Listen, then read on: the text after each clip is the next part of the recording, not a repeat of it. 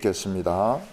누가복음 6장 12절부터 13절까지 말씀을 봉독하겠습니다. 이때에 예수께서 기도하시러 산에 가사 밤이 새도록 하나님께 기도하시고 밝음에 그 제자들을 부르사 그 중에 12를 택하여 사도라 칭하셨으니 아멘. 우리가 보통 병원에 근무한다 이러면 의사든지 병원장이 되기를 원할 겁니다. 왜냐하면 병원장이나 의사는 연봉도 많이 받고 사람들의 존경도 받고 또 명령하는 위치에 있기 때문입니다. 거기에 비해서 간호조무사라든지 또 경비를 서는 사람들은 자신이 의사보다 못한 지위에 있다 이렇게 생각할 겁니다. 그러나 미국의 유명한 정보기관 FBI라든지 CIA에 근무하는 사람들이 현장에서 위장 근무할 때는 그들은 철저하게 자신의 신분을 감춥니다. 어떤 사람은 노숙자가 되어서 실제로 누더기를 걸치고 노숙 생활을 하면서 정보를 모읍니다. 어떤 사람은 간호사로 근무하기도 합니다. 어떤 사람은 술집의 웨이트로 근무합니다. 만약 모든 스파이들이 의사가 되고 병원장이 되려고 한다면 금방 그 신분이 들통이 나가지고 몰살을 당할 것입니다.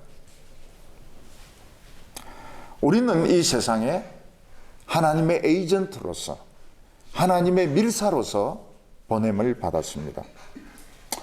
물론 시기가 좋을 때는 크리스찬이 장관도 될 수 있고 국회의원도 될 수 있고 대학 교수도 될 수 있고 큰 교회 목사가 될 수도 있습니다. 그러나 세상이 기독교를 적대시할 때는 자신의 신분을 감추어야 살 수가 있습니다.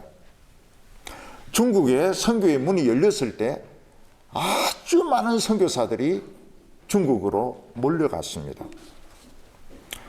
근데 최근에 중국에서 기독교를 박해하고 교회를 파괴시키고 선교사를 추방을 하니까 중국의 선교사들은 자신들을 영어 교사라든지 기자라든지 사업가라든지 이렇게 신분을 감춥니다. 그래서 중국은 대충 파악을 합니다. 파악을 해가지고 그냥 내버려 두다가 안 되겠다 싶으면 그냥 경찰에 잡아 넣어버립니다. 이유도 없습니다. 당신이 선교사기 때문에 가둡니다. 이런 말도 없습니다. 그냥 한 40일 가뒀다가 추방시켜버립니다.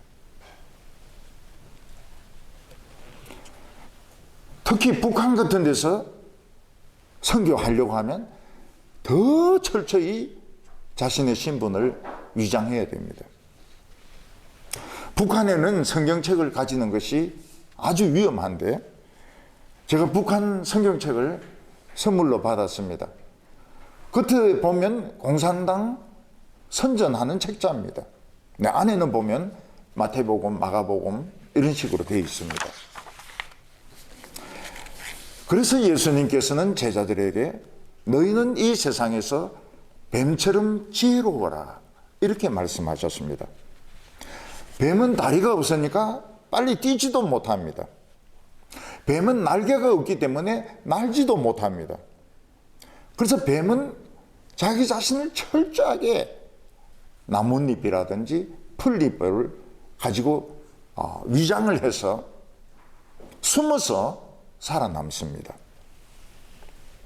우리가 이 세상에서 자신의 신분을 감추지 않고 매일 나가서 또 옷도 막 이상한 옷 입고 나가서 예수 믿으라 종말이 왔다 이런다면 직장에서도 잘릴 것이고 좋은 대학에 들어가지도 못할 것이고 사람들이 다 싫어할 것입니다.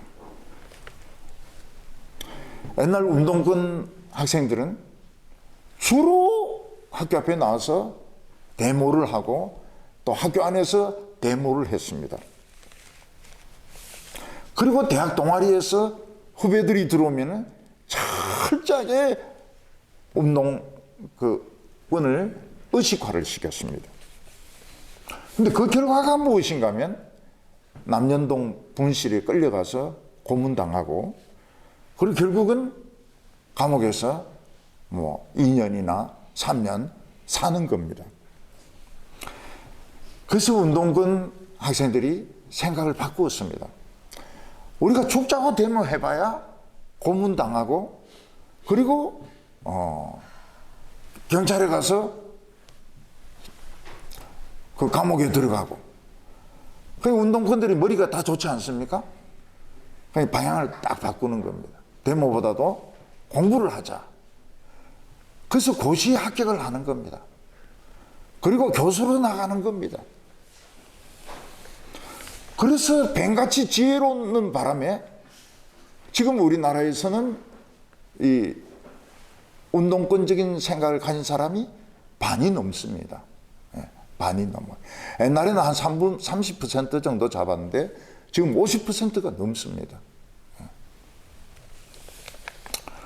제 친구 동생이 있었습니다. 머리가 좋아요. 형제들이 머리가 좋습니다. 사법고시를 쳐가 2차까지 붙었습니다. 3차 면접에 가니까 면접감이 묻는 거예요. 데모한 게 나오니까. 데모하던 사람이 판사에서 뭐 하려고 하느냐. 떨어뜨려 버렸습니다. 그 다음에 3차 시험 또 보는데 또 떨어뜨려 버렸습니다. 아, 나는 이 나라에서는 사법고시는 안 되는구나. 공부를 바꾸었습니다. 그래서 서울대 교수가 됐어요. 서울대 교수가 돼가지고 얼마 전에 텔레비전에 보니까 나왔어요. 나와가지고 대법원장이 왜 물러나야 되는지 막 설명하는데 법적으로 설명하는 게 아닙니다. 신분은 서울법대 교수지만은 속에 들은 생각은 자신이 가지고 있는 그 운동권적인 생각을 가지고 대법원장이 나가야 된다. 그런 이야기를 하는 걸 제가 텔레비전에서 봤습니다. 근데 제 친구하고 그 동생이 굉장히 닮았어요. 똑같이 생겼어요. 심지어는 목소리까지 비슷합니다. 버스를 탔는데, 신림동에서 버스를 탔는데 내 친구가 타는 거예요. 그래서 이제 아는 체 하려고 이렇게 가까이 가는데 이놈이 얼굴 색을 딱 그거 하면서 절대로 아는 체를 안 하는 거예요. 그래서 내가 한번 기회 나오면 이놈을 죽이겠다. 이렇게 결심을 했습니다. 근데 알고 보니까 동생이었어요. 그놈이 저를 알 리가 없죠. 미국에 어떤 고급 관리가 있었습니다. 이 사람은 평범한데 오랫동안 미국의 관리로 근무를 했습니다. 아무도 이 사람의 정체를 몰랐습니다. 그 사람은 러시아 스파이였습니다. 그래서 동구권에서 또 러시아에서 활동하고 있는 스파이 명단을 다 넘긴 겁니다. 전부 다 죽었습니다. 어느 날 갑자기 건물에서 떨어져 죽고 칼에 찔려 죽고 전부 다 죽었습니다. 미국 에이전트들은 교수도 있고 의사도 있지만 노숙자도 있고 여행객도 있고 신분이 다 합니다. 그래야 정보를 입수를 하니까요. 미국은 공산권에서 그리고 러시아에서 활동하던 그 에이전트들이 그 의문의 죽음을 다 하니까 분명히 우리 안에 배신자가 있다. 눈에 불을 켜고 찾은 거예요. 이 관리는 자기가 늘 믿던 그 접촉하는 사람이 있습니다. 그 청년에게 명단을 넘겨주러 갔다가 딱 체포된 겁니다. 그리고 종신형을 살았습니다. 그 청년이 자기가 믿었던 그 청년이 FBI 요원이었던 겁니다. 거기에 명단을 넘기러 가니까 딱 잡혀버린 것이죠. 스파이는 철저하게 자신을 위장해야 됩니다. 그리고 내 적이 누군지 알지 못하면 죽습니다. 죽느냐 사느냐 하는 문제입니다. 밀사라고 하는 것은 왕이나 대통령의 비밀스러운 부름을 받아서 적의 나라에 가서 임무를 수행하는 사람이 밀사입니다. 밀사는 신분 보장이 되지 않습니다. 신분이 들통나면 즉시 처형당합니다. 하나님은 메시아를 밀사로 보내셨습니다. 예수님은 이 세상에 밀사로 오셨습니다. 그래서 구약 성경에 보면 처녀가 아들을 낳으리니 이름을 임마누엘이라 하리라 했는데 임마누엘이라는 이름 안 씁니다. 네. 예수라고 하는 아주 평범한 이름을 씁니다. 예수는 유다에서 아주 흔한 이름이었습니다. 그리고 메시아라는 그런 칭호를 안 썼습니다. 사람의 아들이라고 했습니다. 사람의 아들. 사람의 아들은 사람이죠 뭐. 자기는 사람의 아들이라는 겁니다. 그리고 예수님은 또 이 세상에 자신이 보내실 밀사를 뽑았습니다. 그 밀사들은 어부도 있고 농사 짓는 사람도 있고 장사꾼도 있고 세리도 있고 운동권도 있고 배반자도 있고 아주 다양한 사람들이었습니다. 예수님은 이 사람들을 사도라 해서 세상으로 신분을 감추고 보내었습니다. 이 12 제자들의 신분이 들통났을 때 다 죽었습니다.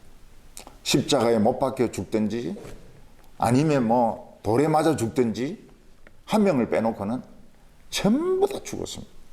밀사의 신분이 들통났을 때는 다 죽었습니다.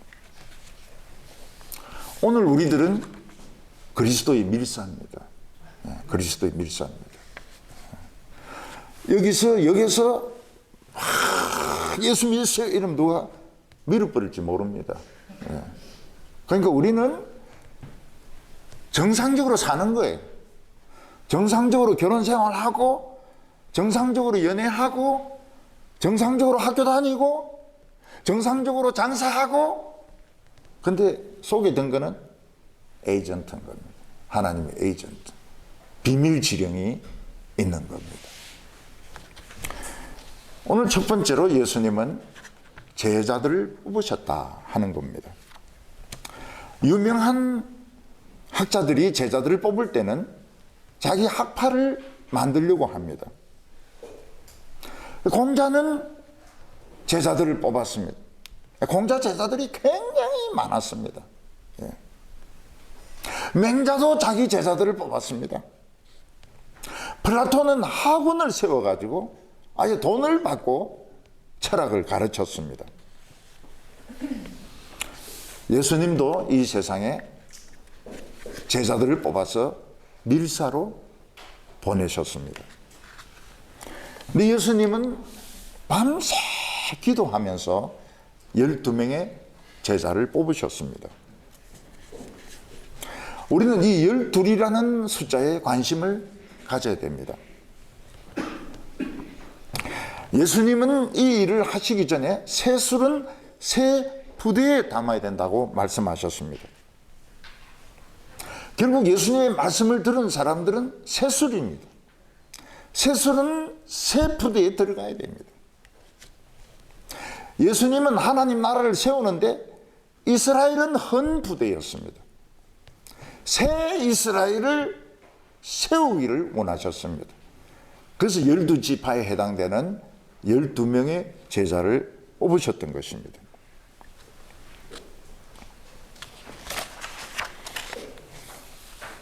예수님은 이 12명의 제자를 뽑아서 다른 사람과 구별했습니다. 예수님은 모든 사람과 항상 같이 있을 수가 없었습니다. 이런 큰 교회에 있으면은 어려운 점이 뭔가 하면 그 개인적인 그 질문들을 받을 수가 없다는 겁니다. 근데 예수님은 따로 12명을 모아가지고 24시간 같이 있으니까 그들은 개인적인 질문들을 예수님에게 많이 했습니다. 또 예수님도 개인적으로 많이 가르치셨습니다. 그러면서 제자가 만들어지는 겁니다. 사람들은 예수님의 옷자락만 만지면 병이 낫는다, 이런 믿음을 가지고 예수님이 설교를 하면 막 밀었습니다. 서로 옷자락을 잡으려고. 근데 이 소수의 사람들은 그리 밀 필요가 없었습니다. 그냥 있는 거기서 예수님에게 기도는 어떻게 해야 됩니까? 뭐 바른 금식은 어떤 겁니까? 뭐 이런 걸 물으면 예수님이 자세하게 대답을 해 주셨습니다. 교수들 중에서는 강의를 잘하는 분이 있는가 하면 세미나를 잘하는 분이 있습니다. 저도 학교 다닐 때 뭐 강의는 그냥 평범하게 하시는데 세미나 하면서 질문하면은 굉장히 그 답변이 훌륭해요. 그분은 실험을 했기 때문에 학생들이 질문하면 막 답이 막 나옵니다. 어떤 분은 막 강의하다가 질문 나오면 화를 내는 분이 있어요. 그분은 이제 미천이, 이제 그게 미천인 겁니다. 사람이 개인적인 질문을 할 수 있다는 건 참 중요합니다. 이런 피아노를 칠 때 왜 안 넣느냐? 똑같은 부분에서 실수를 하거든요. 똑같은 부분에. 그걸 넘지를 못합니다. 레슨을 안 받으면 그 한계를 넘지를 못해요. 근데 유명한 피아니스트인데 레슨을 받으면 요렇게 치라. 그러면 쉽게 넘어갑니다. 그 실력이 확 올라가요. 그러니까 개인적인 레슨은 꼭 받아야 됩니다. 피아노는 누구에게서 사사를 받았다. 바이올린은 누구에게서 사사를 받았다. 이게 굉장히 중요합니다. 자기 혼자로는 아무리 해도 안 되는 것이 선생님이 이렇게 가르치는 대로 하면 넘어가요.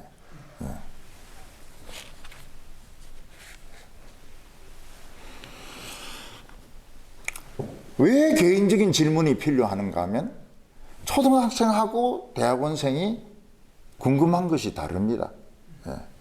초등학생에게 미적분 아무리 가르쳐 봐야 소용이 없습니다.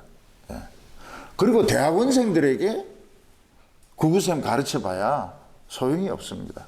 서로가 레벨이 다른 겁니다. 예수님께서 설교할 때 사람들이 많이 모였습니다. 어떤 경우는 5,000명, 어떤 경우는 10,000명. 갈릴리 호숫가가 조금 지형이 특이해서 좀 많은 사람들에게 들릴 수는 있었습니다. 그렇지만은 웬만큼 목청이 크지 않고서는 전달이 될 수가 없습니다. 그 12명의 제자는 스피커 역할을 했습니다. 그 5,000명 중간중간에 서가지고 예수의 말씀을 듣는 겁니다. 심령이 가난한 자는, 그러면 그들이 전부 심령이 가난한 자는 천국이 저희 것이며, 전부 다 천국이 저희 것이며, 이 사람들이 마이크와 스피커 역할을 했던 겁니다. 그러니까 5,000명이 알아들은 것이죠. 그러니까 제자들은 예수님 말씀을 듣고 전하고 이랬기 때문에 사실 이 복음을 다 외웠습니다. 제자들은 복음서를 다 외웠습니다. 조금씩 오차가 있지만은 다 외웠습니다.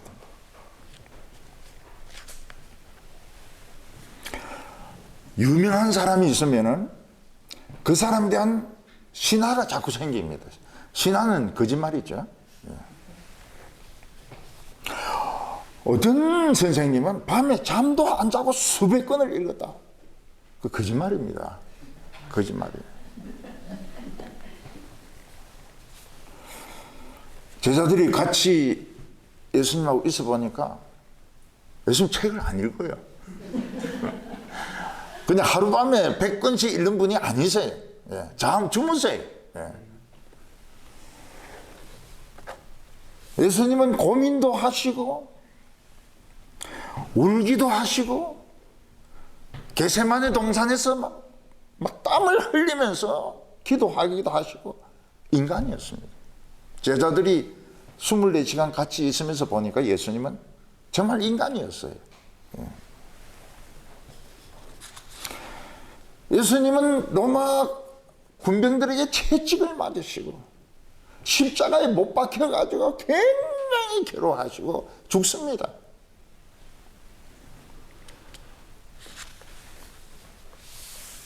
예수님은 제자들에게 자신의 삶을 속이지 않았습니다.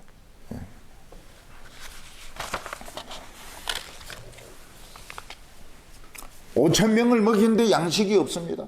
전부 불가능하다고 생각했습니다. 근데 예수님은 인간이지만은 5,000명을 먹이셨습니다. 이게 놀라운 것이죠. 갈릴리 호수를 지나가는데 광풍이 불어가지고 배가 침몰을 하려고 합니다.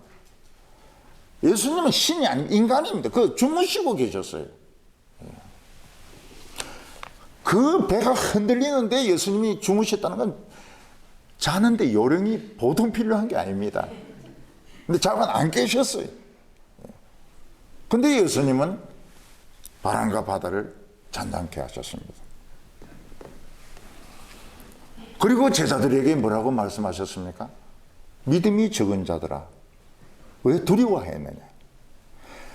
아니 지금 빠져 죽으려고 하는데 두려워하지 않는 사람이 어디 있습니까? 배가 막 빠져가는데 막 군가를 부리면서 사나이로 태어나서 이런 사람 누가 있습니까? 다 두려워합니다. 너무 두려워했다는 거예요. 너무 두려워했다는 거예요. 우리도 두려워합니다. 먹을 게 없고 갈 데가 없으면 걱정합니다. 그렇지만 너무 개싱을 해가지고 그냥 용인의 그 얼음 바닥에 거기 텐트 치가지고 막 벌벌 떨다가 다음날 얼어 죽어서 발견된 이게 이제 믿음이 적은 거라고요. 예, 믿음이 적은 거라고요. 예, 그렇게까지는 할 필요가 없다는 거예요. 아, 갈 데가 없다. 좀 걱정되네. 아, 여기서 끝이야지. 아, 돈이 없네. 뭐 못 사겠네. 뭐 이러고 끝이야지. 예? 등록금이 없네. 내년에 갈까? 뭐 이 정도의 끝이야지. 등록금이 없다. 나는 영원히 무식하게 산다. 결국은 나는 폐지를 줄 것이다. 이렇게 하면 이게 믿음이 적은 자라는 거예요. 아니, 두려워하죠. 근데 조금 두려워하다가 그냥 그만둬야 됩니다. 예, 조금. 인간이 완전히 안 두려워한다면 그것도 좀 비정상입니다. 예. 막 기뻐하고 나에게 돈이 없도다. 그리고 내가 지금 코로나에 걸렸도다. 기쁘다. 그것도 정신병자입니다. 네. 좀 걱정은 하지만은 그냥 조금만 걱정하고 그냥 밥도 먹고 이렇게 하는 것이 좋은 믿음이란 말이죠. 게싱을 해서는 안 된다. 게싱을 해서는 안 된다. 너무 생각이 앞서가면 안 된다. 옛날 제가 제자들 교회에 있을 때 게싱하지 마라. 게스 청바지 입고 오지 마라. 아, 다음날 처녀가 딱 게스 엉덩이에 게스 해놓고 온 거예요. 좀 오라 그래가지고. 너 왜 그래 말을 죽으라고 안 듣냐? 게스 청바지 입지 말라고 안 했느냐? 이랬더니 목사님, 평신도를 뭐로 봅니까? 게싱하고 청바지하고는 틀립니다. 청바지 못 입게 하는 그게 오히려 더 광신자입니다. 아, 이러는데 요즘은 그 못 이깁니다. 네.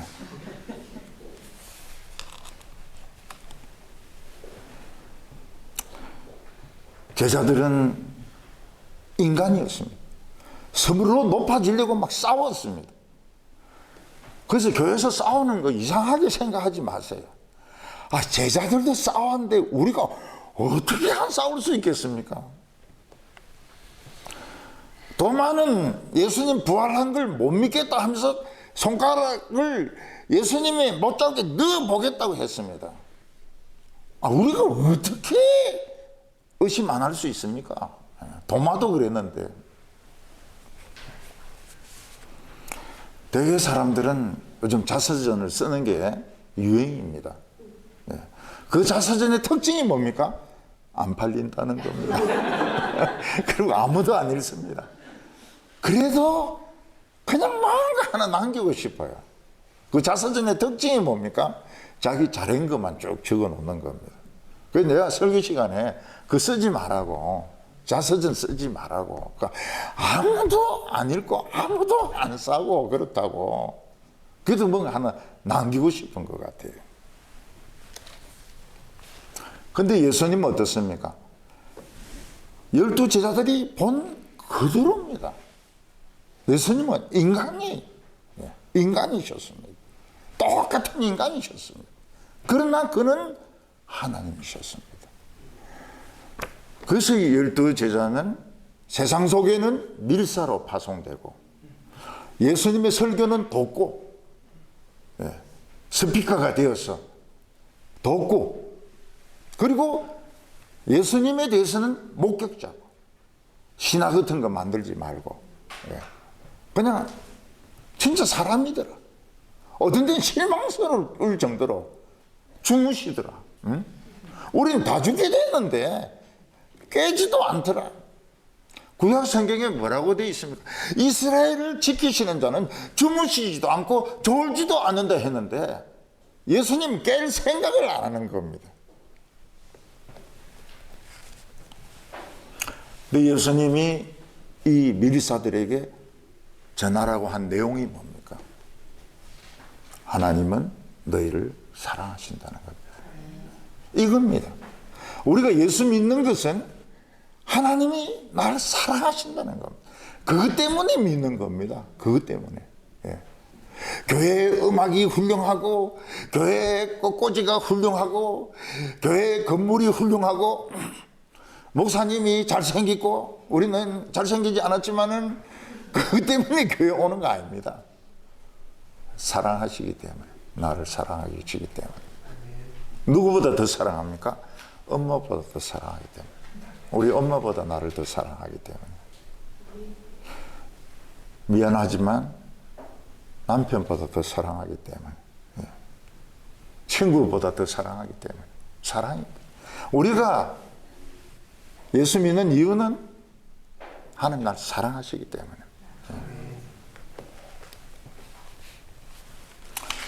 오늘 두 번째로 이 12 제자들의 출신이 어떻냐 하는 것입니다.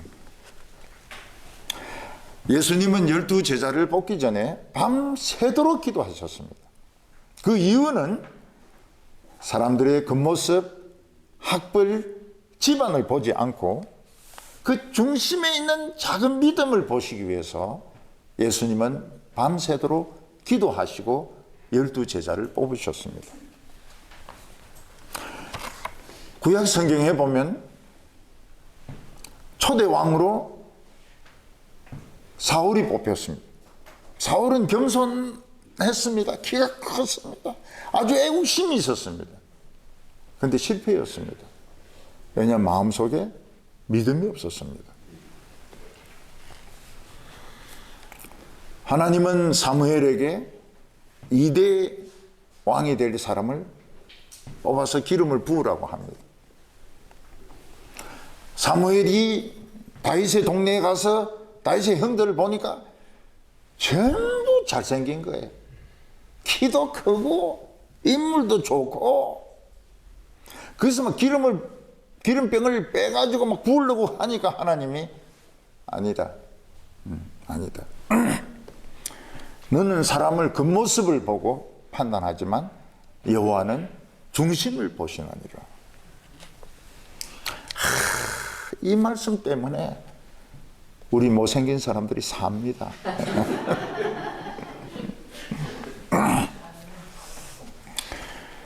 담임 목사를 청빙할 때 겉모습을 보고 막 청빙을 합니다. 요새 내 이렇게 목사 뽑는 거 이렇게 보니까 목사인지 탤런트인지 구분할지 못할 정도로 너무 잘생겼어요. 오래 못 갑니다. 오래 못 가요.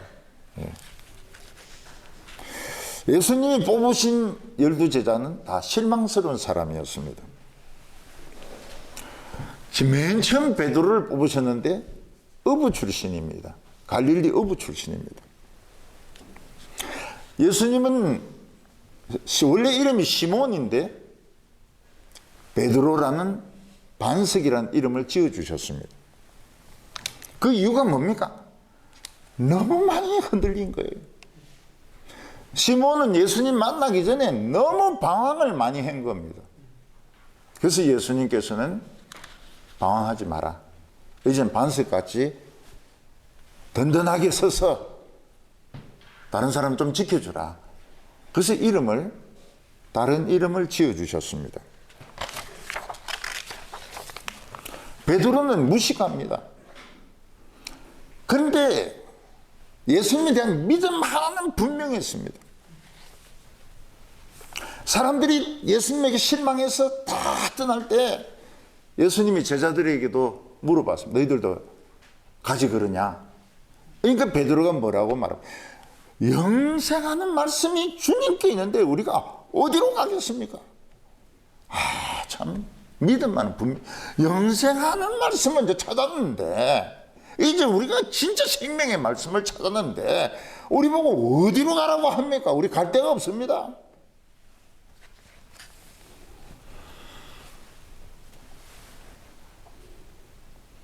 사람들은 예수님에 대해서 여러 가지로 생각했습니다. 엘리야다, 엘리사다, 죽은 선지자 중에 하나다. 그때 예수님이 제자들에게 물어봅니다. 너희들은 나를 누구라고 생각하느냐? 주는 그리스도시요 살아계신 하나님의 아들입니다. 신앙은 분명했어요. 그러나 겁은 엄청 많았습니다. 베드로가. 예수님이 잡히시던 밤에 예수님 모른다고 3번 부인했습니다. 저주하면서 부인했다고 했습니다. 저주하면서. 이 저주했다는 말은 욕을 했다는 말과 똑같습니다. 예수님께서 막 욕을 하면서 저 XXX는 내가 모른다고 말이죠. 근데 솔직합니다. 닭이 우니까 밖에 나와서 막 통곡을 하면서 울었습니다.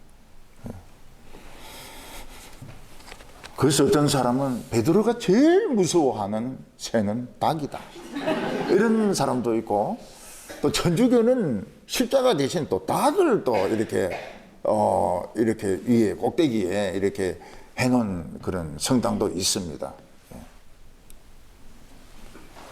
어떤 사람은 베드로는 닭이 울면 더 못 잤다, 새벽기도 꼭 했다, 이러는데 그것도 다 믿을 수 없는 말입니다.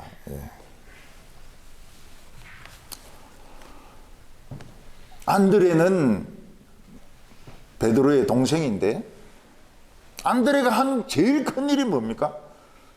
형을 예수님께 데리고 온 겁니다. 딴 거는 한 일이 없어요.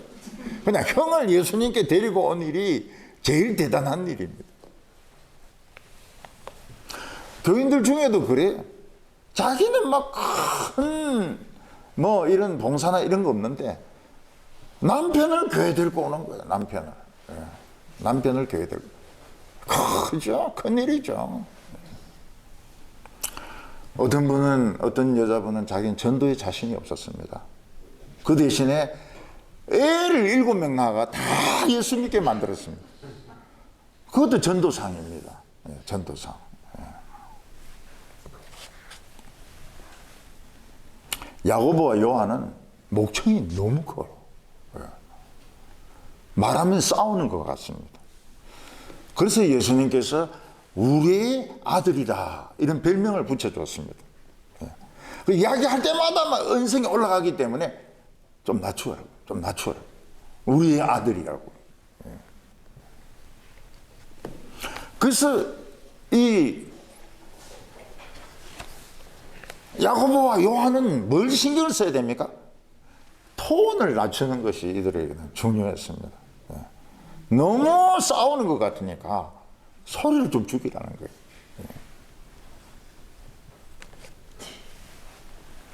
요한은 나이가 어렸습니다. 예수님의 사랑을 제일 많이 받았어요. 버리장머리가 없습니다. 그래서 그 최후의 만찬 할 때도 지가 허리가 없습니까? 근데 예수님께 더 기대가지고 먹으면서 예수님 팔자가 누굽니까? 그렇게 막 의리광을 막 부릴 정도로 그렇게 사랑을 받았습니다.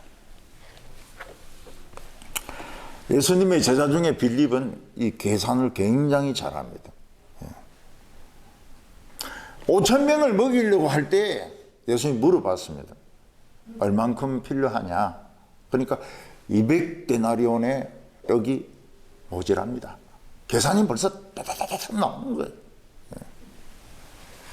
200데나리온은 우리로 치면은 한 3,400만 원 됩니다. 빵을 한 3,400만 원치 살라 그러면은 파는 데도 없고 만드는 데도 없고,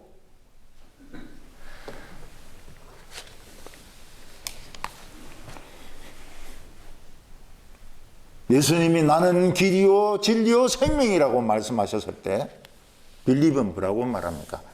막 길도 좋고 진리도 좋고 생명도 좋은데 그냥 하나님 한번 딱 봤으면 좋겠습니다. 하나님 한번 보자고 이야기합니다. 그때 예수님 뭐라고 말씀하십니까?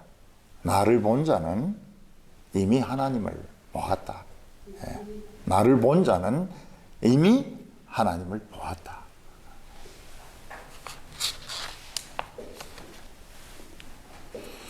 바돌레오미오라는 제자가 있는데 딴 이름은 다데오입니다.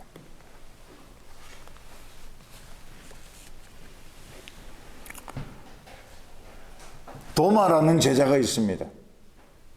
도마라는 제자는 우리는 항상 의심 많은 도마 이렇게 부릅니다. 의심 많은 도마. 그 소리 좀 안 했으면 좋겠는데, 근데 한번 의심하면 영원히 그게 붙어요. 니고데모는 뭡니까? 밤에 찾아온 니고데모입니다. 니고데모는 낮에 오면 안 돼요. 항상 밤에만 찾아와야 됩니다. 비겁하죠. 비겁해요. 그래서 칼빈은 좀 비겁한 교인들을 니고데모 파라 이렇게 불렀습니다. 원래 이 도마는 쌍둥이였습니다. 우리 어릴 때만 해도 쌍둥이가 참 귀했어요. 너무너무 신기하고요. 지금도 저는 쌍둥이 보면은 참 신기합니다. 저거 똑같이 생겼네 이러면서. 근데 쌍둥이 도마라고 안 부르고 꼭 의심 많은 도마라고 부릅니다. 그러니까 이 교회는 별명이 무서워요. 별명 한번 붙으면 이게 책으로 쓰여지 가지고 몇백 년 갑니다. 몇백 년. 그거 잘 믿어야 돼. 잘 믿어야 돼. 도마는 예수님이 부활했다 여자들이 이야기하는데도 안 믿습니다. 그 손가락에 못자국에 손가락 넣어보고 창자국에 손가락 넣어보고 믿겠다고. 참 얼마나 참 똑똑합니까? 예수님 이거 한번 넣어봐라. 이거 한번 넣어봐라. 그리고 이거도 한번 넣어봐라. 도마가 다 끄꾸러집니다. 나의 주 나의 하나님이시여. 그러니까 예수님 뭐라고 너는 나를 보고서 믿느냐? 보지 않고 믿는 자가 더 복되다고 그랬습니다. 우린 지금 예수님 안 보고 믿으니까 더 복된 겁니다. 예수님을 봤으면 우리 실망했을지 몰라요. 예수님 키가 왜 저러냐, 피부색이 왜 저러냐, 시험 들었을지 몰라요. 그러니까 안 보고 믿으니까, 무조건 믿으니까 더 복되죠. 알페오의 아들 야고보가 있는데 설명이 없습니다. 예. 셀롯인 유다라고 했는데 셀롯은 질럿, 운동권입니다. 운동권. 데모하던 사람입니다. 야고보의 아들 유다도 있고 예수님을 판 이스카리옷 출신 유다도 있습니다. 왜 예수님께서는 유다의 그 엘리트들, 율법을 배우고 히브리어, 헬라어 능통한 이런 엘리트들을 제자로 삼지 않고 물고기나 잡고 돈이나 헤아리고 목청이나 크고 뭐 존재감도 미미한 이런 사람들을 제자로 뽑아서 밀사로 보내었을까요? 예루살렘의 엘리트들은 너무 똑똑합니다. 자기 생각이 확고한 사람들.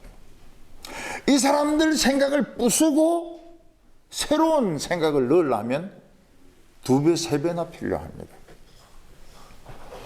근데 이 갈릴리 출신의 어부들, 농사 짓는 사람들, 세리들, 이런 사람들은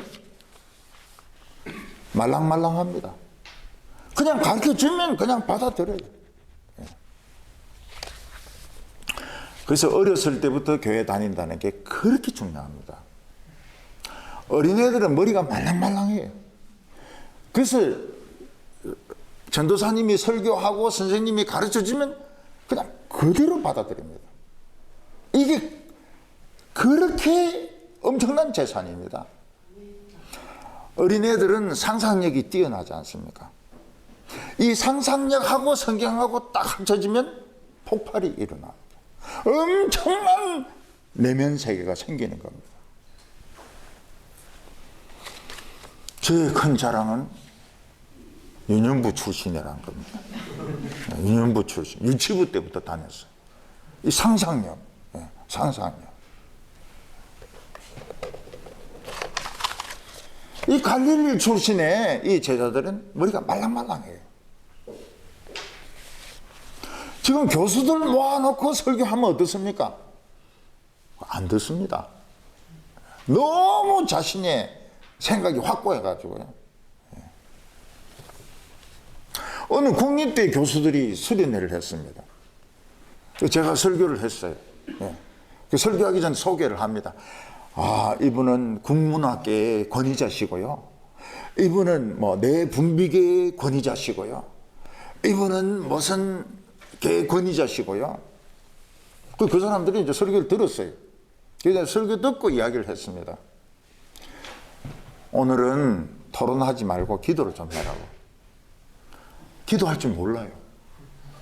그래서 토론을 하는데 밤새도록 토론을 합니다. 근데 토론 내용이 뭡니까? 왜 교회는 헌금 종류가 그리 많으냐? 왜 교회는 수요일 또 예배를 또 드리냐? 한 번만 드리면 되지 2번, 3번 왜 드리냐?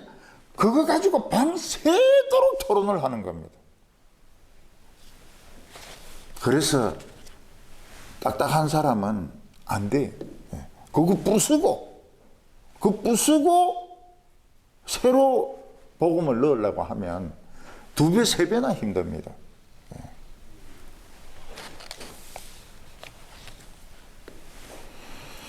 그런데 또 하나의 의문이 뭔가 하면 왜 예수님은 가룟 유다가 예수님을 배신할 줄 알았을까요? 몰랐을까요? 알았습니다. 근데 왜 그 가룟 유다를 12제자 속에 넣느냐는 겁니다. 가룟 유다가 12제자 속에 들어옴으로써 예수님은 결정적으로 피해를 입습니다. 왜냐하면 예수님이 감람산에 거기 노숙하는 데를 이 가룟 유다가 알고 있었던 겁니다. 알고 있었고 핵심 멤버이기 때문에 예수님에게 접근을 할 수 있었습니다. 그래서 슈퍼스타 예수 그리스도라는 그 뮤지컬을 보면 가룟 유다 그 이야기를 합니다. 나는 예수님을 배신할 수밖에 없는 운명을 가지고 태어났다. 누군가는 해야 되는데 내가 그거를 감당을 했다고. 예. 그리고 가룟 유다 복음서라는 게 있습니다. 예, 가룟 유다 복음서. 거기 보면은 예수하고 가룟 유다하고 짰다는 거예요. 네가 나를 배신해라. 어? 네가 나를 배신해라. 그러면 내가 십자가에 못 박혀 죽겠다. 이게 나그 한마디라고 이제 나일강 이렇게 올라가다 보면은 거기 옛날에 그 기독교인들이 많이 있었어요. 근데 그 중에서 이단들도 많았습니다. 그 책을 파묻었습니다. 그 중에 도마 복음서도 있고 가룟 유다 복음서도 있고 뭐 얄구전 계시록도 있습니다. 계시록. 요한 계시록 말고요. 그게 얼마 전에 이제 이게 발굴이 된 거예요. 그런데 그걸 또 학자들은 또 연구를 합니다. 그래서 도마 복음서를 가지고 막달라 마리아가 예수님의 애인이었다. 뭐 이런 주장도 하고 가룟 유다하고 예수님하고 서로 짰다. 이런 이야기도 하고 뭐 베라벨 이야기가 다 나와요. 아, 참 신하다 그래요. 사람들은 그런 내용을 보고. 가룟 유다가 예수님을 배신한 것은 운명이었을까요? 운명이 아닐까요? 운명이 아닙니다.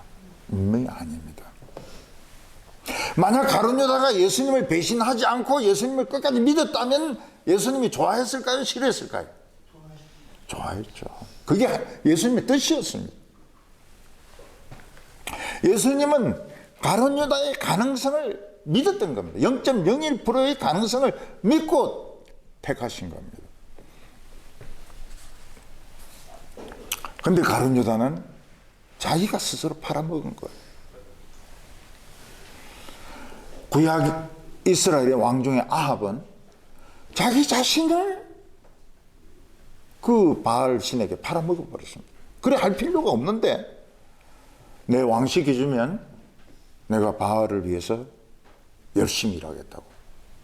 파우스트는 어떻습니까? 파우스트는 멤피스 펠리스라고 하는 그 마귀에게 자기 영혼을 팝니다. 나를 유명하게 해주면 응? 내가 내 영혼을 너에게 팔겠다고.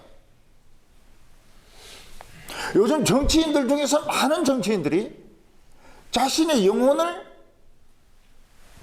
무당인데 팝니다. 점쟁인데 팝니다. 그래서 깜짝 놀란 게 뭔가 하면 뭐 대통령하고 뭐 이런 총리들 사진 있으면 옆에 점쟁이들이 서 있어요. 예. 우리나라만 그런 게 아닙니다. 미국도 그래요. 미국도. 중요한 결정하기 전에 점쟁이를 찾아갑니다. 그럼 유리구슬을 이렇게 돌리면서 아프가니스탄을 공격해라든지 뭐 이란을 공격해라든지 그 점쟁이들이 책임집니까? 책임 안 집니다. 결국 자기만 망하는 거예요. 왜 영혼을 파냐는 거예요. 싼 값에.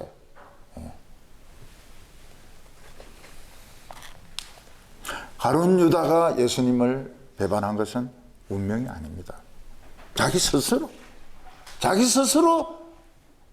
예수님을 안 믿은 겁니다.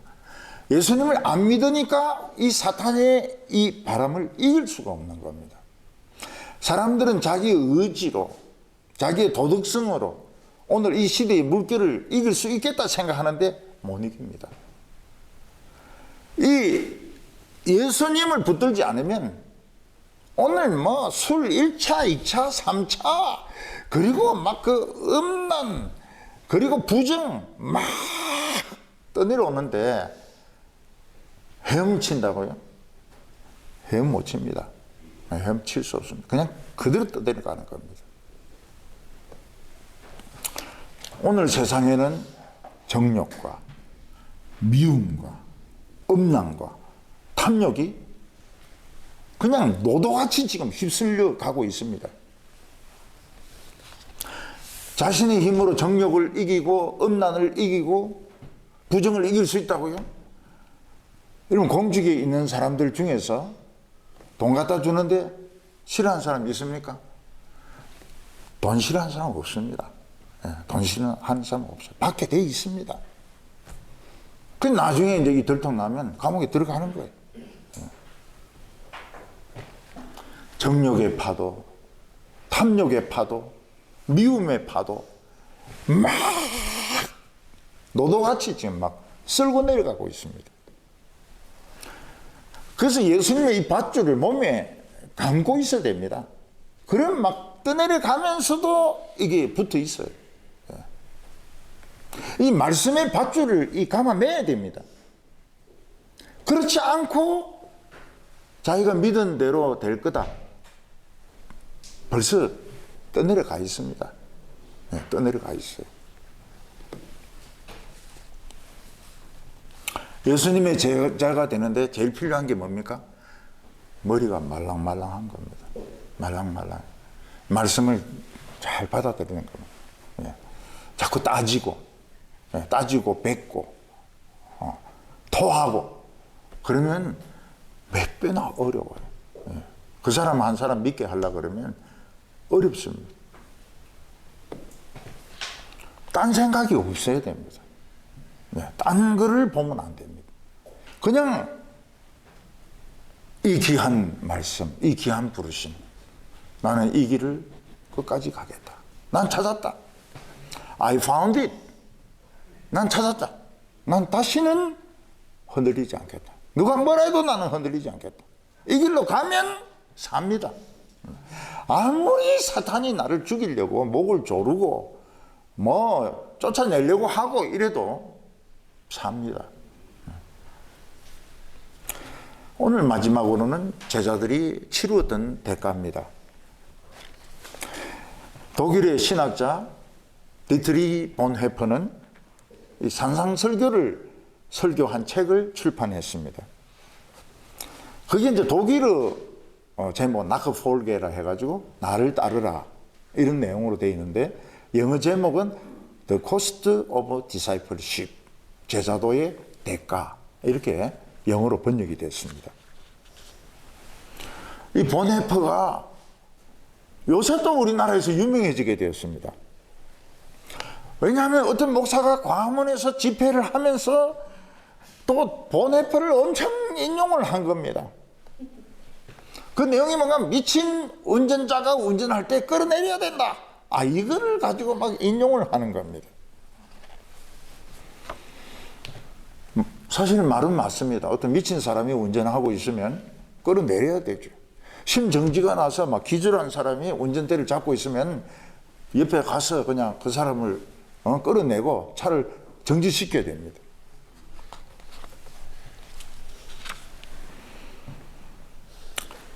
예수님의 제자들에게 놀라운 것은 이 밀사들이 다 죽었다는 겁니다.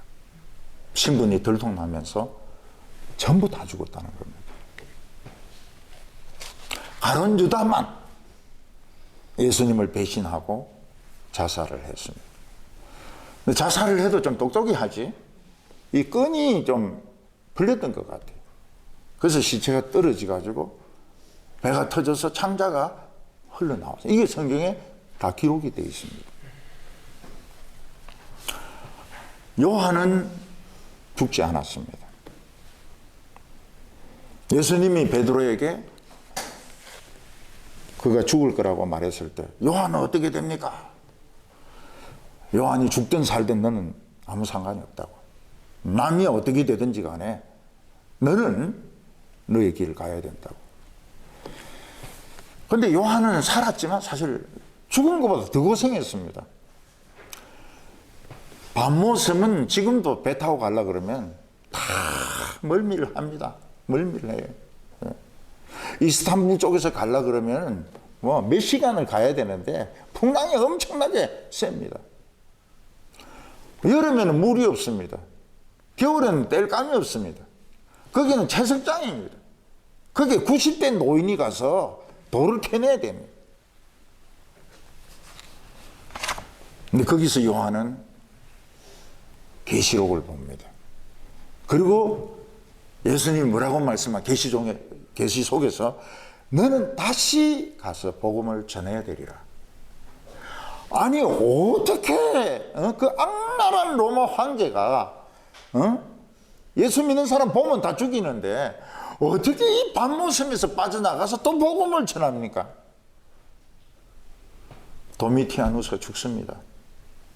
노예인데 칼에 찔리가 죽습니다. 그리고 수비대장이 노예를 바로 죽입니다. 그 이유가 뭡니까? 이 음모가 들통나지 않기 위해서. 되게 왕비가 죽였다고 봅니다. 왕비가 또 크리스찬이에요.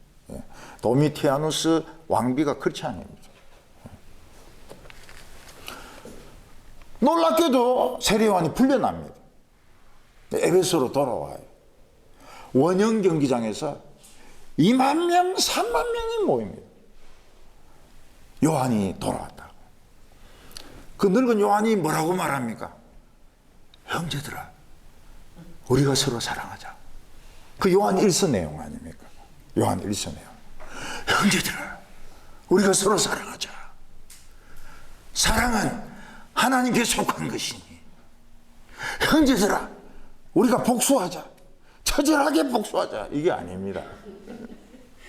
내가 고생한 것 갚아야 말리라. 이게 아닙니다. 형제들아, 우리가 그때 임플란트도 없고 이러니까요.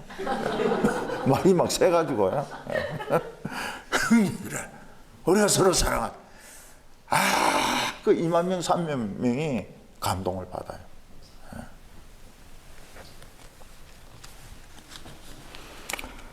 하나님의 밀사들은 세상이 알아주지 않습니다. 그리고 직장이 굉장히 다양해요. 전부 교수 하려고 그러고 국회의원 하려고 그러고 판사 하려고 하고 이러면 정체가 금방 드러납니다. 판사들이 모여가지고 껌껌한데 모여가 기도하고 뭐 쑥덕쑥덕하고 이러면은 바로 잡혀가요. 경비도 있고, 그리고 청소부도 있고, 그리고 간호사도 있고, 뭐 의사도 있고, 아주 다양하지만 밀사입니다. 밀사. 정보를 다 수집을 합니다. 우리가 기도하는 게 뭡니까? 이 세상의 정보를 하나님께 알려드리는 겁니다. 하나님 모릅니까? 압니다. 하나님 아세요.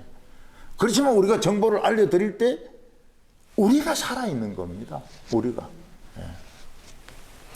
그래서 나를 미워한 사람 다 이야기하세요. 나에게 상처 주는 말 한 사람 명단을 저가 다 일러주세요. 그게 밀사들이 하는 겁니다. 예수님은 뭐라고 말씀하셨습니까? 너희를 영접하는 자는 나를 영접하는 것이다. 나를 영접하는 자는 나를 보내신 하나님을 영접하는 것이다. 그러면 하나님을 모시는 방법이 딴 방법이 있습니까? 없습니다. 하나님을 우리 집안에 내 안에 모시려면 밀사를 영접해야 됩니다. 밀사가 하는 말을 듣고 밀사를 집에 들어오라 해가지고 같이 식사하고 이럴 때 예수님이 들어오십니다. 아픈 사람들 내 옷자락 좀 잡아라. 그리고 안수해가지고 열 떨어지게 하고, 코로나 환자들 한 줄로 앉으라 해가지고 안수해 주시고, 그리고 하나님이 어느새 들어와 계신 거예요. 새로운 삶을 창조하십니다. 새로운 몸도 창조하세요. 너 좀 비만하네? 여여지라.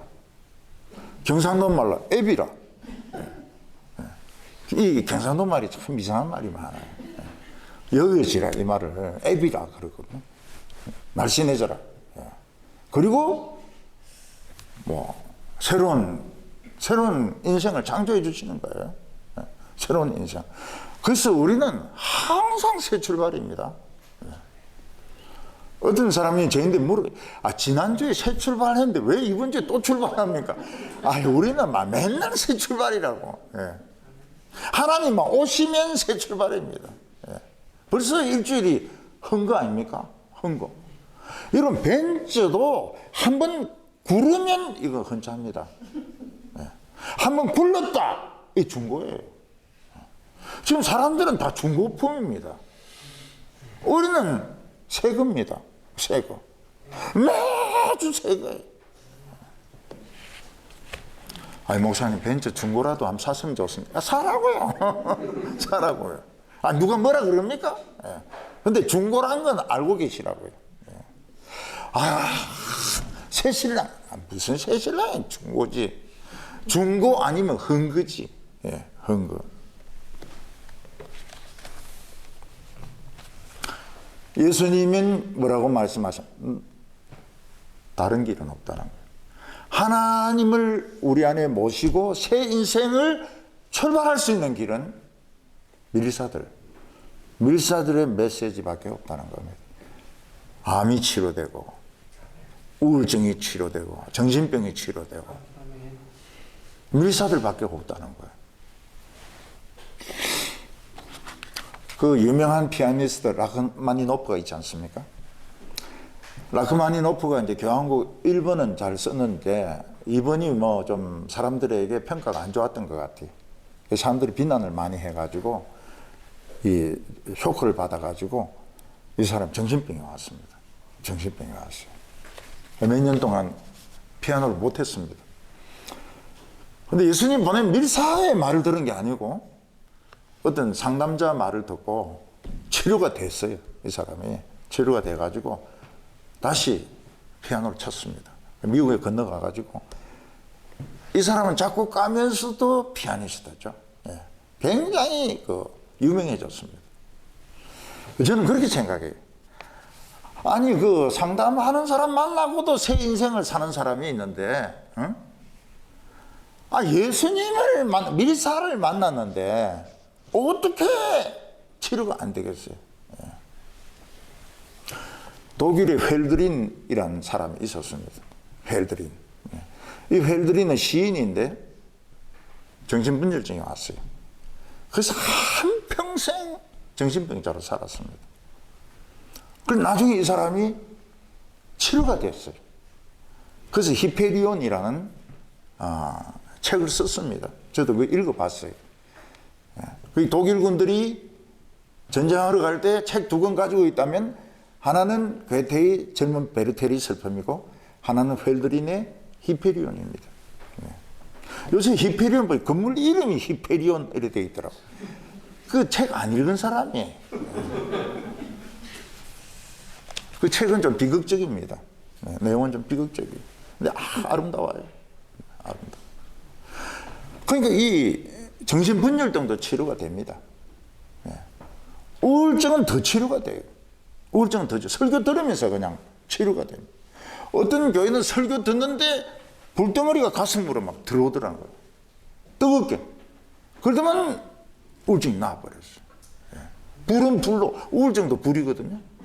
불은 불로, 이열치열 이래가지고 치료가 돼버렸어요.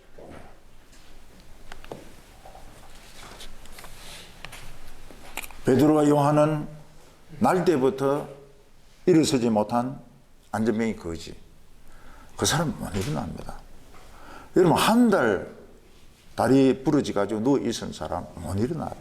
이 근육이 다 없어져가지고 한평생을 일어서지 못한 사람이 일어선다고요? 불가능합니다. 내가 가진 것은 없지만 내게 있는 것으로 내게 주노니 나사렛 예수의 이름으로 일어나라. 일어나. 점프해. 점프. 댄싱. 막 춤을 춥니다. 이 근육이 순간적으로 살아난 거예요. 살이 그냥 붙어버린 겁니다. 베드로는 죽은 자매에게 안수합니다. 일어나라. 일어나요. 참 놀랍죠. 놀랍죠. 예수님이 한 겁니다. 예수님이 하신 거예요. 예수님이 이들 안에 들어와 있는 거예요. 예수님이 들어와 있으면 하나님이 들어와 있는 겁니다. 그래서 우리는 자신에게 물어봐야 됩니다. 내 안에 예수가 있는가? 뭐 딴 건 몰라도 내가 뭐 얼마나 성경을 많이 읽고 기도를 오래 하고 얼만큼 책을 많이 읽었는가 그거 중요 안 합니다. 내 안에 예수가 계신가? 나는 밀상가? 그러니까 뭐 정말 낮은 직업에 있는 사람들이 진짜 밀사예요. 예. 그 사람은 어떻게 할 겁니까? 요즘은 목사님들 중에서도 보면 교회가 사례를 못 주니까 목수도 하고 경비도 하고 택배도 합니다. 사람들 몰라요. 목사인지 모릅니다. 그냥 택배인 줄 알아요. 밀사니까요. 예수님의 밀사니까. 우리는 밀사로서 하나님은 당신을 사랑한다고. 이거를 싫어할 사람은 아무도 없습니다. 하나님은 당신을 싫어합니다가 아니고 사랑합니다. 하나님은 당신을 사랑합니다. 이 너무 듣고 싶은 이야기 아닙니까? 사랑한다는 거. 예. 하나님은 당신을 사랑합니다. 그러니까 교회가 말로는 당신을 사랑합니다. 그러고 막 미워하고 이러면 안 되죠. 예. 끝까지 사랑해야죠. 끝까지 사랑하고 미워하면 안 되죠. 예수님의 제자들은 혹독한 대가를 치렀습니다. 밀사였기 때문에. 예수님이 부활하셨다. 전부 채찍에 맞았습니다. 야고보 사도는 제자들 중에서 제일 먼저 목이 베어서 죽었습니다. 그 뒤에 나온 야고보는 예수님 제자 야고보가 아닙니다. 예수님 동생 야고보입니다. 베드로는 로마에 가서 핍박받는 막 그 사자에게 물려 죽고 불타 죽고 있는 이 성도들을 위해서 기도해 주고 자기는 도망갑니다. 그때 예수님이 십자가를 지고 가는 것을 보게 되고 환상 중에 주여 어디로 가시나니까. 쿠바디스 도미네. 주여 어디로 가시나. 이 요한복음에 나옵니다. 주여 어디로 가십니까? 그 단어는 쿠바디스 도미네. 난 너가 도망친 로마로 간다. 자기가 돌아가서 내가 어떻게 예수님처럼 바로 못 박혀서 죽을 수 있느냐. 거꾸로 못 박혀가 죽습니다. 저 같은 사람은 베드로 흉내도 못 냅니다. 베드로 배자도 못합니다. 어떻게 그럴 수가 있습니까?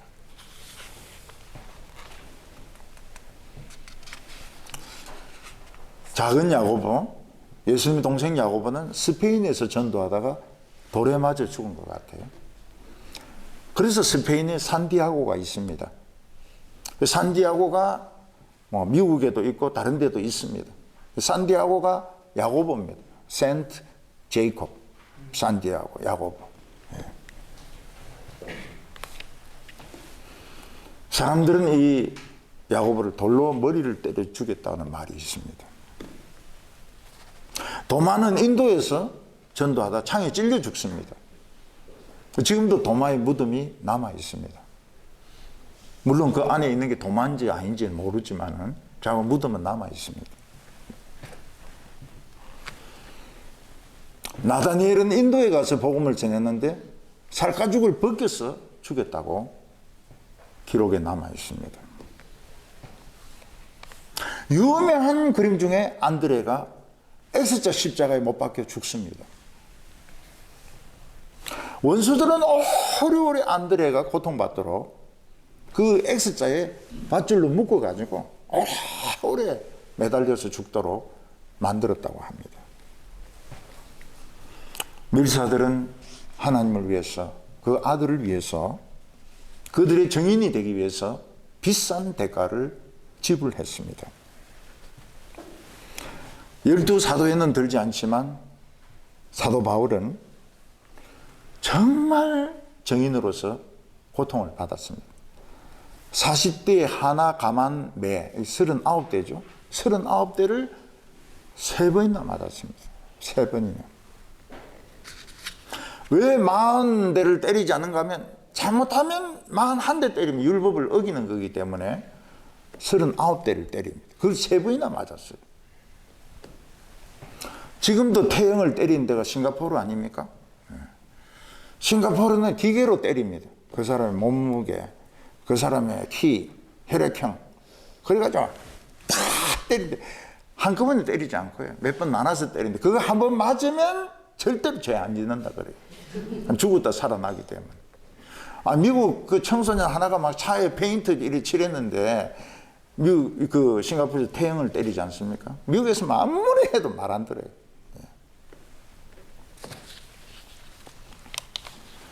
사도 바울은 빌립보에서 죽도록 두드려 맞고 감옥에 갇힙니다. 아무도 아는 사람이 없습니다. 근데 거기서 찬송을 해요. 거기서 찬송을 합니다. 에베소에 폭동이 일어났을 때 맞아 죽을 뻔합니다. 결국은 로마에서 사도 바울도 칼에 목이 잘려서 죽습니다. 수많은 목회자, 교인들 밀사가 되었습니다. 밀사로 보냄을 받기도 하고 스스로 밀사가 되기도 하고 담대하게 복음을 전했습니다. 어떤 사람은 쇠창살에 넣어서 그 채로 불에 넣어서 태워 죽이기도 하고, 나무에 묶인 채로 화형당하기도 하고, 러시아에서는 세례받을 때 그 겨울에 얼음을 깨고 거기서 세례를 받습니다. 천주교에서는 후스가 성경을 번역했다 이래서 손이 묶인 채로 화형을 당합니다. 위클리프는 성경을 번역했다는 죄로 죽었는데 꺼내가 목을 다시 자릅니다. 마틴 루터는 천주교에서 면죄부를 팔았다 이래서 반박을 하는데 종교개혁의 주동자가 되어서 파문을 당합니다.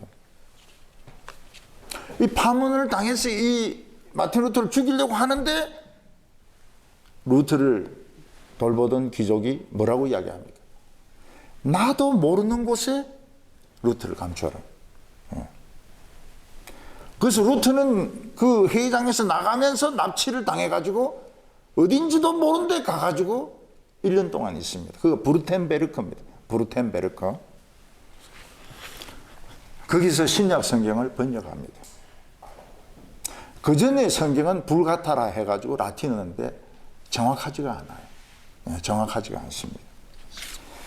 마틴 루터는 에라스무스가 편집한 거의 정확한 그 헬라어를 가지고 독일어 신약 성경을 번역을 합니다.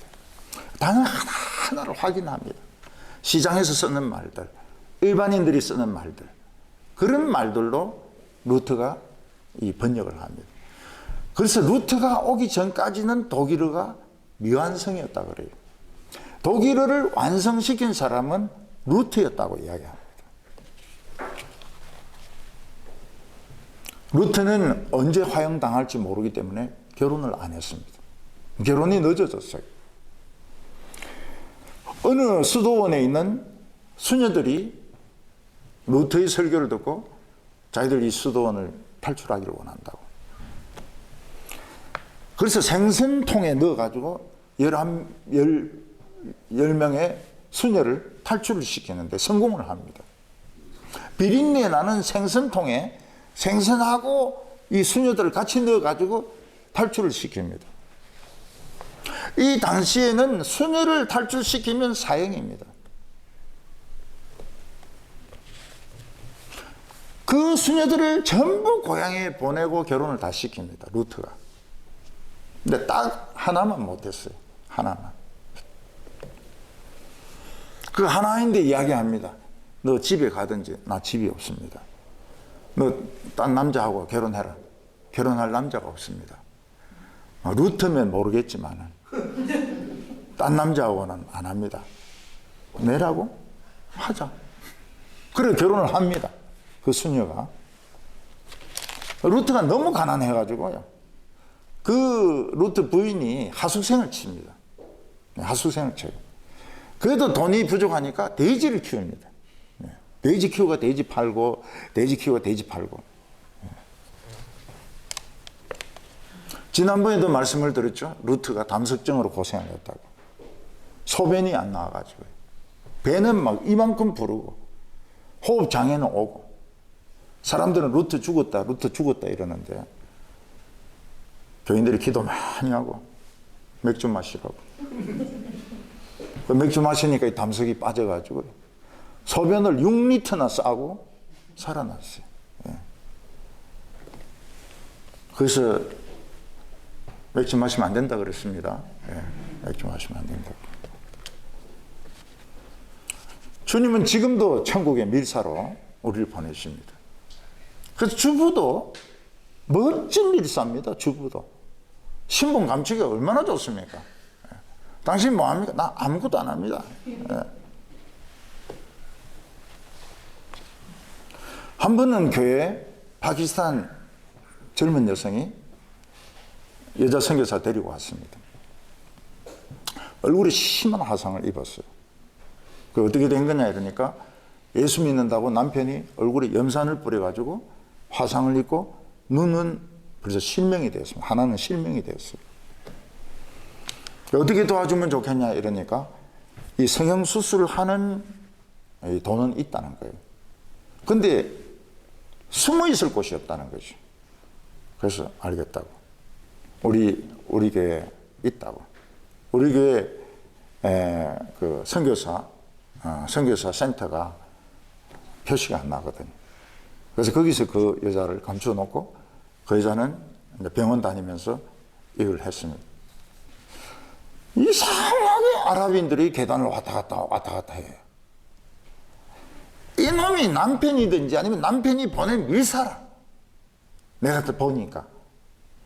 근데 이놈이 교회 안에 숨었을 줄 알았지 우리 선교관이 교회 밖에 있는지는 생각을 못 한 거예요.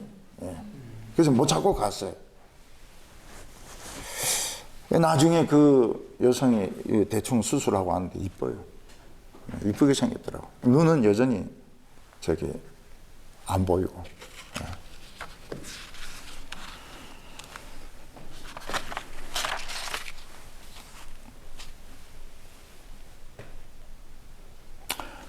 북한에도 크리스찬들이 있습니다. 어떤 여성이 탈북을 하려고 하는데 그 올케죠. 올케가 손을 탁 잡으면서 위급할 때는 무조건 예수 이름으로 기도해라. 그리고 이제 헤어진 거예요. 그 이 여성이 이제 태국에서 붙들려 가지고 굉장히 어렵게 된 겁니다. 거기서 풀려나는 사람도 있지만은 그래서 아주 이 여성은 어려움에 겪었어요. 근데 그 올케가 한 말이 생각이 나는 겁니다. 북한에서 어려운 일 당하면 예수님의 이름으로 기도해라. 그래서 예수님 이름으로 기도했는데 석방이 되어버렸어요. 그래서 한국에 와가지고 그 이야기를 하는 겁니다. 예. 자기가 예수 믿는 이유는 올케 때문에 믿는다는 겁니다. 이 세상은 침몰하고 있는 여객선과 같습니다. 사람들은 침몰한지도 모르고 그 1등석에서 맛있는 포도주 마시고 댄스하고 뷔페 먹고 막 이렇게 합니다. 어떤 남자와 여자들은 배 앞에 가서 서로 막 잡아주고 이렇게 합니다. 이 배가 언제 빠지는 줄도 모르고. 근데 우리가 배 빠진다 아무리 이야기해도 사람들은 미쳤다 그럽니다. 우리는 다른 사람들과 같이 식사도 하고 같이 학교도 다니고 직장 생활도 하고 그러면서 이 세상은 안전하지 않다. 그럼 사람들은 뭐라고 말합니까? 당신같이 신실한 사람이 하는 이야기는 내가 신뢰가 간다. 그러면서 이제 한 사람 두 사람 예수 믿기 시작하거든. 그러니까 한 사람이 예수 믿는 게 최고로 어렵습니다. 최고로 어려워요. 2차 대전 때 레지스 당서들 모릅니다. 여자도 있고 남자도 있고. 그거 뭐 타자치고 이러다가 쪽지 하나 전해주기도 하고. 또 어떤 데는 막 총을 쏴서 암살하기도 하고. 여자들도 총을 쏩니다. 그리고 정보를 빼내가지고 알려주기도 하고. 근데 프랑스 여자들 중에서 그런 고생 안 하려고 독일인들에게 애인이 돼가지고 잘 먹고 잘 사는 사람도 어떻게 됩니까? 전쟁 끝난 후에 전부 잡아내 가지고 머리를 다 깎입니다. 그리고 막 똥물을 부어요. 그게 끝입니다. 더 이상은 보복은 없어요. 머리 깎이고 똥물 퍼붓고 욕하고 그리고 이제 끝입니다. 가룟 유다는 밀사의 신분을 버렸습니다. 은 30을 받고 밀사의 자격을 포기했습니다. 은 30을 써보지도 못하고 양심의 가책으로 목매달아 죽었습니다. 예수님은 가룟 유다를 뭐라고 불렀습니까? 멸망의 자식이라고 불렀습니다. 천국의 밀사였지만 밀사의 자격을 배신했습니다. 만약 가룟 유다가 빨리 자살 안 했으면 어떻게 됩니까? 명단 다 넘깁니다. 12명 명단 다 넘겨요. 우리는 모두 천국의 밀사입니다. 자신이 어떤 형편, 어떤 처지에 있든지 최고로 좋은 위치에 있는 겁니다. 그래서 자꾸 높아지려고 하고 자꾸 유명해지려고 그러고 그럴 필요가 없어요. 예수는 하나님의 아들이시고 예수 믿는 자에게는 영생이 있습니다. 우리는 이 메시지를 가지고 있습니다. 하나님이 여러분을 사랑하십니다. 기도드리겠습니다. 하나님 아버지, 우리를 사랑하셔서 예수님을 보내주시고 또 모든 인간들을 사랑하셔서 우리를 하나님의 밀사로 보내주셨습니다. 하나님, 우리는 그 하나님의 큰 뜻을 모르고 우리는 이 세상에서 무조건 잘 살고 무조건 유명해지고 무조건 높아지려고 할 때가 많습니다. 주여, 우리의 미련함과 어리석음을 용서해 주시고 우리가 처한 위치에서 한 영혼을 건지는 사람들이 되게 하여 주시옵소서. 예수님의 이름으로 기도하옵나이다. 아멘.